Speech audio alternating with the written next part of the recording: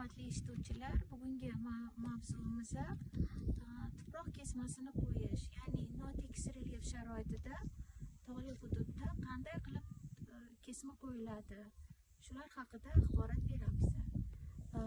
Endi mening ismim Jalilova Gulnor To'lqinova, O'zbekiston Milliy universiteti tuproqshunoslik kafedrasida professor lavozimida ishlayman.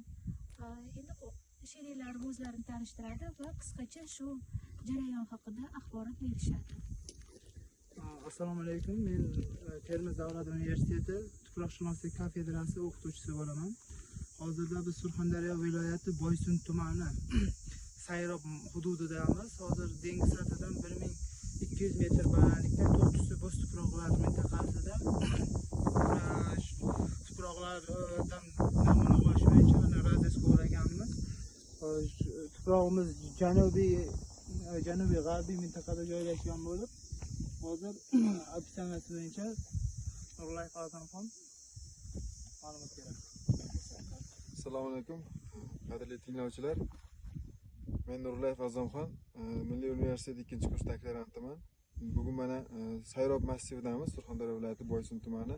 To'qqizta bo'z tuproqlardan namuna olish jarayonida razvedka qilganmiz. O'sha razvedkani hozir operatsiyasi va koordinatlar bilan tanishtirib o'tamiz.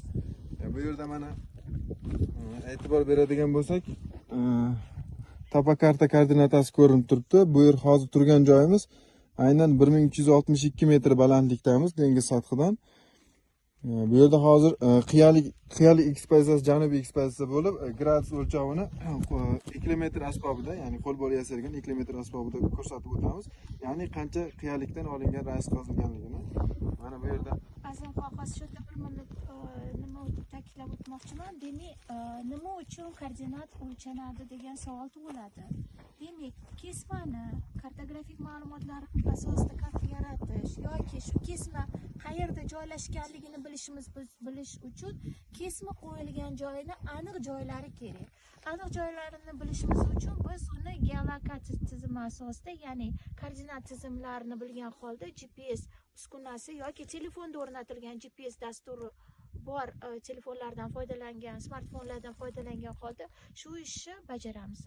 Mana Azamxon ozgina sizlarga aytib o'tdilar va sheriklar aytib o'tdilar, janubiy g'arbiy ekspozitsiya. Bu ma'lumot haqida qanday bilding degan savol sizlarda tug'iladi. Endi Azamxon davom etding. Hozir ozgina relyef notekislik sharoitlar va landshaftlarni ko'rsatyapmiz. Janubiy g'arbiy ekspozitsiyaga to'xtalganimiz sababi o'sha telefonimizga o'rnatilgan maxsus dasturda bizni necha gradusda qayerda turganimizni ko'rsatib turibdi. Shunga ko'ra mana hozir aytib o'taman.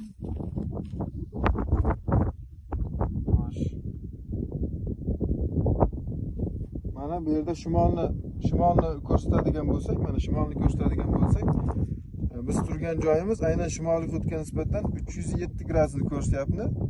307 gradusni ko'rsatyapti. Demak, bu o'sha turgan obyektimizni janubiy g'arbiy tomoniga to'g'ri keladi.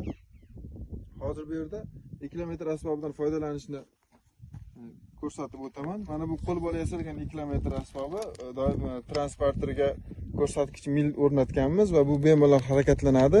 Bizga o'sha qiyalik gradusini aniqlab beradi. Bundan maqsad nimaki? Yuvilish jarayonlarida o'sha qiyalikka bog'liqligini ko'rib chiqamiz. Masalan deylik, qazilgan radiusni tekis tomondan gradusga o'lchasak, to'g'rilab transporterni o'zini to'g'rilab qo'yib olamiz va o'sha tuproq profili bo'yicha uni kelish yo'nalishini olamiz. Mana bu yerda oladigan bo'lsak, mana kelishda 22 gradusni ko'rsatyapti. Demak, qiyaligimiz 22 gradus bo'lib, radiusimiz o'sha nuqtada joylashgan. Koordinatlarni yuqorida aytib o'tdik. O'shandan kelib chiqqan holatda yuvilish balansini, ya'ni eroziya bazasini keltirib chiqaramiz. Mana 22 gradusda turibdi transporterimiz. 2 kilometr asbobimiz.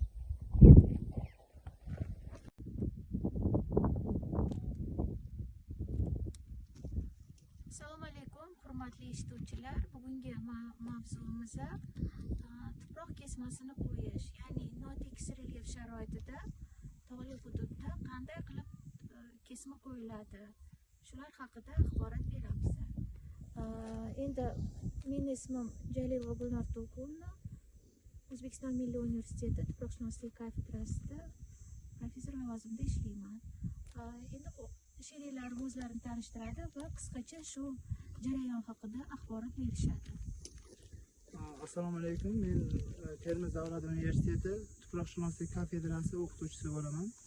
Hozirda biz Surxondaryo viloyati Boysun tumani Sayrob hududidamiz. Hozir dengiz sathidan 1200 metr balandlikda to'qqizta bo'z tuproqlar mintaqasida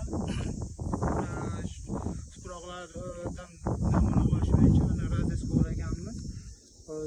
Tuprog'imiz janubiy g'arbiy mintaqada joylashgan bo'lib, hozir operatsiyasi bo'yicha Nurullayeva Azamxon ma'lumot beradi. Assalomu alaykum, qadrli tinglovchilar. Men Nurullayeva Azamxon, Milliy universitet 2-kurs doktorantiman. Bugun mana Sayrob massividamiz, Surxondaryo viloyati Boysun tumani. To'qqizta bo'z tuproqlardan namuna olish jarayonida razv qilganmiz. O'sha razvni hozir bir operatsiyasi va koordinatlar bilan tanishtirib o'tamiz.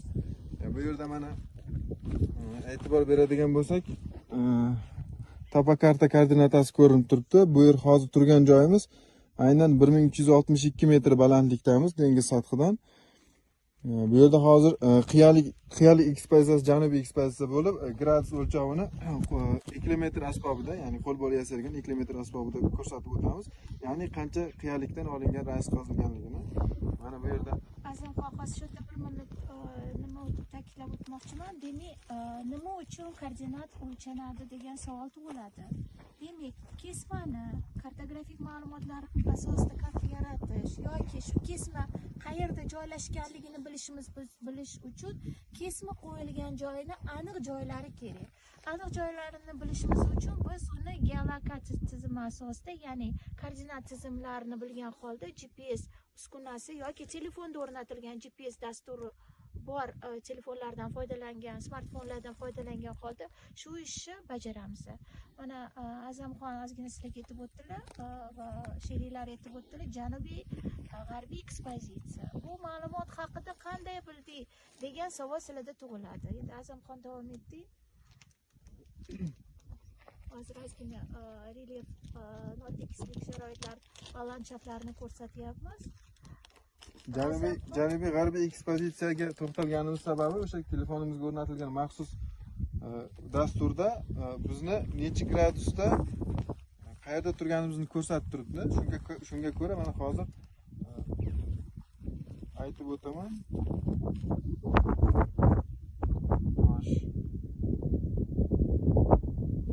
Mana bu yerda shimolni ko'rsatadigan bo'lsak, biz turgan joyimiz aynan shimoliy hududga nisbatan 307 gradusni ko'rsatyapti.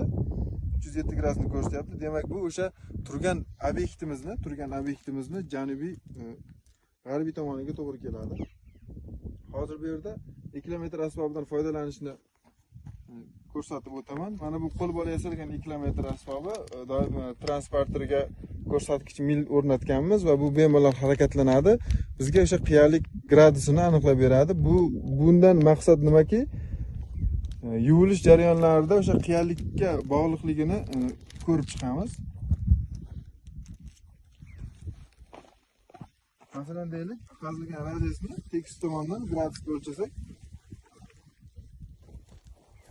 to'g'rilab transporterni o'zini to'g'rilab qo'yib olamiz va o'sha tuproq profili bo'yicha uni kelish yo'nalishini olamiz. Mana bu yerda oladigan bo'lsak, mana kelishda 22 gradusni ko'rsatyapti. Demak, qiyaligimiz 22 gradus bo'lib, radiusimiz o'sha nuqtada joylashgan. Koordinatlarni yuqorida aytib o'tdik. O'shandan kelib chiqqan holatda yuvilish balansini, ya'ni eroziya bazasini keltirib chiqaramiz. Mana 22 gradusda turibdi transporterimiz. Eklemetr asbobimiz. Assalomu alaykum, hurmatli eshituvchilar. Video darslarimizni davom etamiz. Endi bugungi mavzumiz juda qiziqarli. Tuproq qanday hosil bo'ladi degan ko'pgina eshituvchilarda savol tug'iladi. Xo'p, tuproq qanday hosil bo'ladi? Tuproq hosil bo'lish uchun 5 ta omil, ya'ni iqlim iqlim sharoiti, ona jins, relyef, vaqt va organizmlar bilan bir qatorda nurash jarayoni bo'lishi shart. Xo'p, nurash jarayoni nima? Qanday bu kechadi? Nima bilan bog'liq degan savollarga mana quyidagi nimamizni ko'rishimiz mumkin. Nurash deganda, nurash bu turli xil omillarni, ya'ni bu iqlim sharoiti, organizmlar, birorta bir mexanik kuchlar ta'sirida minerallarni parchalanishi, nurashi tushuniladi. Mana masalan, bir tosh, mana shu katta bir xarsang tosh deyiladi, mineral deyiladi. Bu yerda nurash jarayoni qanday kechadi? Avvalambor nurash jarayoni 3 xil bo'lib, ya'ni fizik nurash, biologik nurash va uchinchisi kimyoviy nurash jarayonlari mavjuddir. Demak, fizik nurash jarayoni qanday kechadi? Fizik nurash mana masalan haroratni keskin o'zgarishi. Mana misol tariqasida mana xarsang toshlarni harorat o'zgargani sari, ya'ni kechasizgi sovuq havo bilan kunduzdagi issiq havoni almashinuvidan mana shu yerda turli xil fizik kuchlar ta'sirida xarsang toshni kengayib yoriqlar hosil bo'lishi. Mana bu katta toshda ko'rib turibsizlar, yoriqlar hosil bo'lgan. Mana shunda bu yoriqlar hosil bo'lib, katta minerallar, xarsang toshlar maydalanib, parchalanib, o'z elementar qismlarini maydalash holatida kechuvchi jarayonga mexanik fizik jarayon deyiladi. Ikkinchi jarayon esa qanday jarayon? Bu organizmlar ta'siri. Organizmlar ta'sirida mana misol uchun mana ko'rib turibsiz qoramtirlarda bu lishayniklar. Lishayniklar turli xil mikroorganizmlar ta'sirida mana shu haroratni o'zgarishi, yog'ingarchilikni yog'ishi va boshqa omillar ta'sirida, shu organizmlar ta'sirida yemirilish, ya'ni nurash jarayonining kechishi, bu biologik nurashga misol bo'ladi. Xo'sh, kimyoviy nurash nima? Kimyoviy nurash bu 3 ta asosiy komponent: kislorod, karbonat angidrid va 3-chi omilimiz suv ta'sirida bo'luvchi nurash jarayonlariga tushunishimiz mumkin.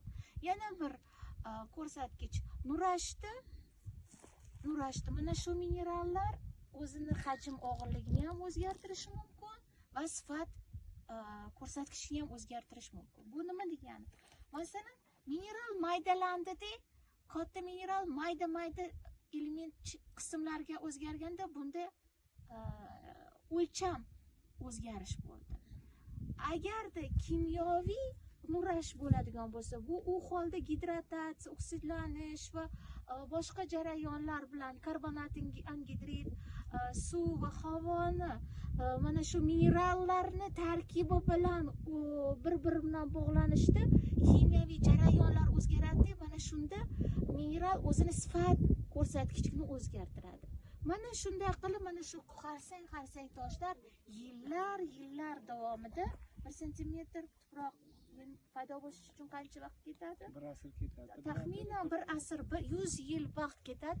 Mana shunday sekin-sekin, asta-sekinlik bilan ketadigan jarayonlarga bizda nurash jarayoni deyiladi. Va tuproq hosil bo'lishda aynan shu nurash jarayoni va 5 ta asosiy omil, ya'ni qanday omillar?